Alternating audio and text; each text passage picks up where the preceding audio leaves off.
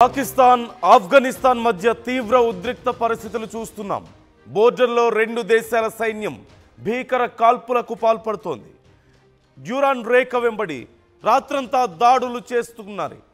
పాకిస్తాన్కు చెందినటువంటి పలు ఆర్మీ పోస్టులను స్వాధీనం చేసుకుంది. అలాగే ఇస్లామిక్ ఎమిరేట్స్ ఫోర్సెస్ భీకర దాడులకు పాల్పడుతోంది. కూనార్, హెల్మండ్ ప్రావిన్స్లో రెండు పాక్ అవుట్ పోస్టులను ధ్వంసం చేసినట్లుగా ఆఫ్ఘన్ డిఫెన్స్ మినిస్ట్రీ వెల్లడించింది. ఇటీవల కాబూల్పై వైమానిక దాడులు జరిపిన నేపథ్యంలో పాకిస్తాన్ మీద ప్రతీకారంతో ఈ దాడులకు దిగినట్లుగా ఆఫ్ఘన్ ప్రకటిస్తోంది. ఆఫ్ఘన్ దాడుల్లో 15 మందికి పైగా పాకిస్తాన్ సైనికులు మృతి చెందారు. పాక్ ఆఫ్ఘన్ మధ్య ఉద్రిక్తతలపై ఖతార్ ఫోకస్ చేసినట్లుగా కనిపిస్తోంది. మనందరికీ తెలిసిన విషయమే.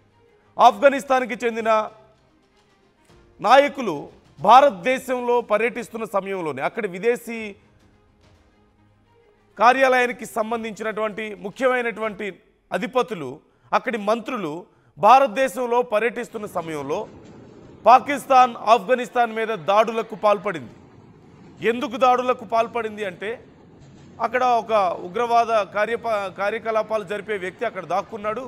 అతన్ని పట్టుకోవడానికి మేము ఈ దాడులు చేశామని చెప్పినప్పటికీ కేవలం భారతదేశంతో ఆఫ్ఘనిస్తాన్ తమ సంబంధాలను పెంచుకోవడమే పాకిస్తాన్కు నచ్చని విషయం.